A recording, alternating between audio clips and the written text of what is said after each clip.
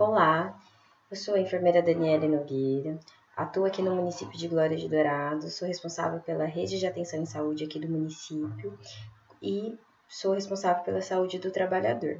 Venho aqui colaborar com a disciplina de saúde e segurança do trabalho do professor Maurício e vou falar um pouquinho com vocês hoje sobre os primeiros socorros.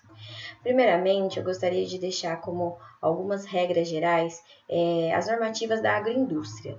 Claro que cada empresa vai ter o seu próprio regimento, né? Mas de modo geral, como ocorre? Em situações de acidente de trabalho, suspeita de doença ocupacional, o ambulatório deverá ser acionado de imediato, independente da gravidade do acidente. Qualquer suspeita de doença contagiante ou não deve ser comunicada para a liderança, que procederá com encaminhamento para o médico do trabalho, realizar a análise desse caso. Em situações de urgência e emergência que a família deva ser informada devido à alta gravidade, a analista de benefícios fará o contato. Nenhum colaborador está autorizado a informar situações de atendimentos de saúde ocorridas dentro do local de trabalho. O deslocamento da ambulância para atendimento no local de trabalho somente será feito em campo em situações de urgência e emergência. Então, isso é de modo geral. De novo, cada indústria tem o seu regimento, mas basicamente funciona dessa maneira. E aqui eu quero já trazer para vocês a diferença da urgência e emergência. Sempre que vocês forem em qualquer setor de serviço de saúde, vocês vão encontrar lá a divisão por cores. A emergência, ela difere da urgência. A emergência, ela é vermelha, classificada como vermelha, e é aquele paciente que precisa de atendimento imediato, pois existe risco de morte. O conceito da urgência é um paciente amarelo que necessita de atendimento, mas ele não é considerado de emergência e pode aguardar o atendimento dos casos mais graves, tá? Aqui tem algumas diferenciações do que poderia ser emergência e o que seria uma urgência.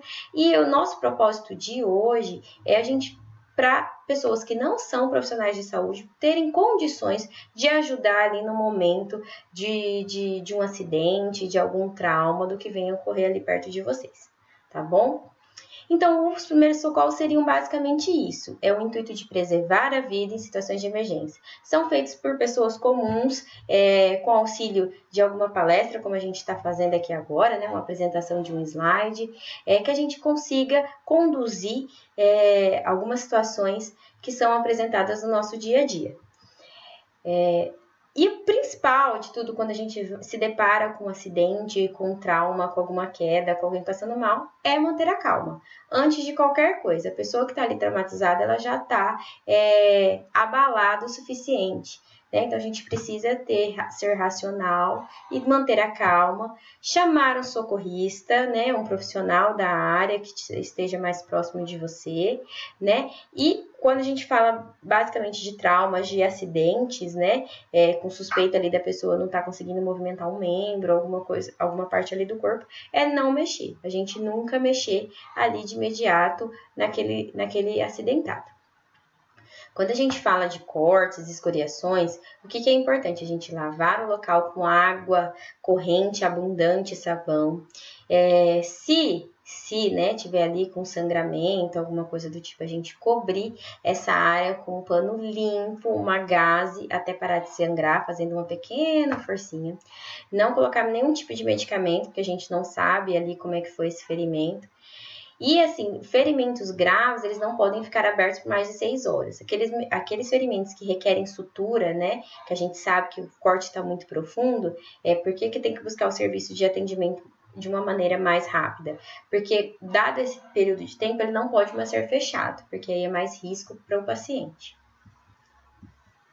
As fraturas, né, qual que é o primordial quando a gente tem uma suspeita de fratura? Às vezes a gente não vai enxergar a fratura. Tem que ser um acidente muito grave para a gente vir aí com uma fratura exposta, né? Mas é a questão da imobilização, não mexer no paciente, tá? Porque nem sempre a gente vai visualizar o olho nu ali a fratura, tá? É importante a gente imobilizar, deixar o paciente lá naquele local, se ele não consegue se mexer, ou algum membro, tá? Às vezes a gente fala de uma fratura pequena de mindinho, de membros distais, ali, mão, pé, a gente quer puxar, mas não, tá? Se tem suspeita, a gente tem que deixar quietinho. E como eu já comentei no slide anterior, a gente não move o membro fraturado, a gente chama a emergência, essa questão das talas improvisadas seria assim em casos muito remotos, a gente está lá no campo, né? Aconteceu, você viu que às vezes, mesmo que não seja uma fratura exposta, a gente consegue ver que aquele membro ele está deslocado.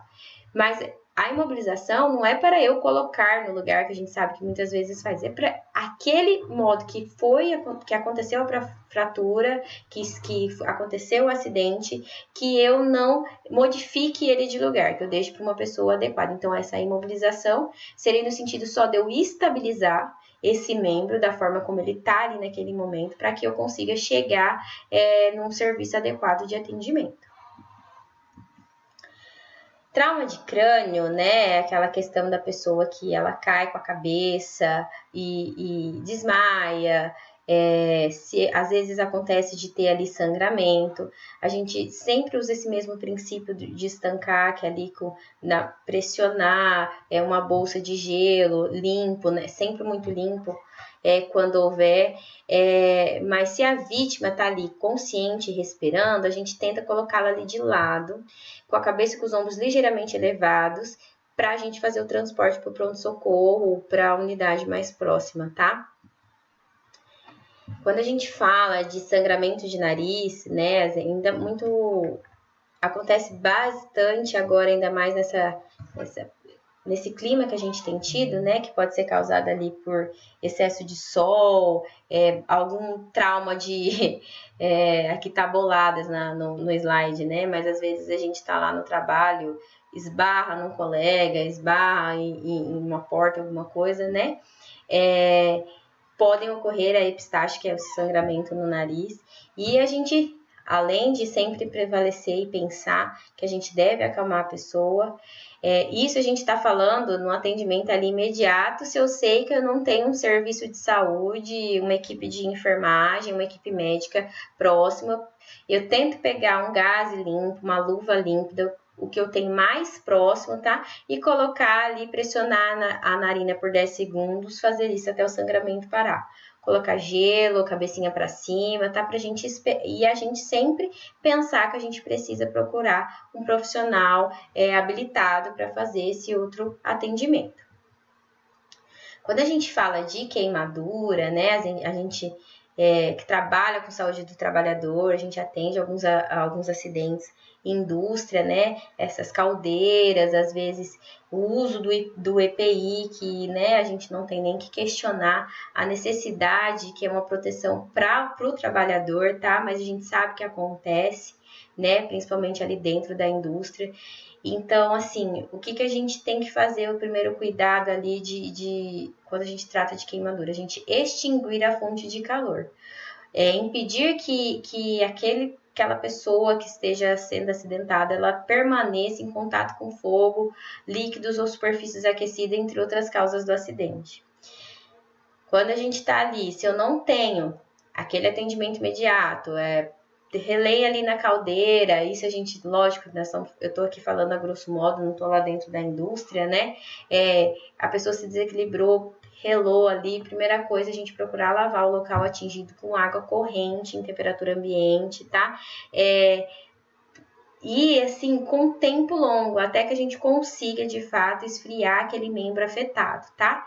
E sempre buscar o auxílio de um profissional de saúde. A gente nunca vai pensar em estourar a bolha, a gente nunca vai pensar em passar qualquer coisa que venha à mente, pomada, sem antes passar num serviço de saúde, porque a gente não consegue, nós que não somos profissionais de saúde, a gente não consegue quantificar qual que é o grau dessa queimadura, tá?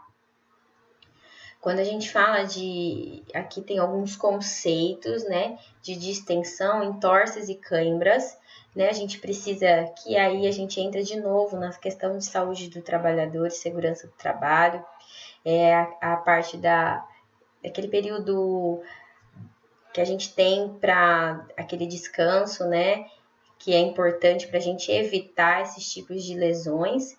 Então, a distensão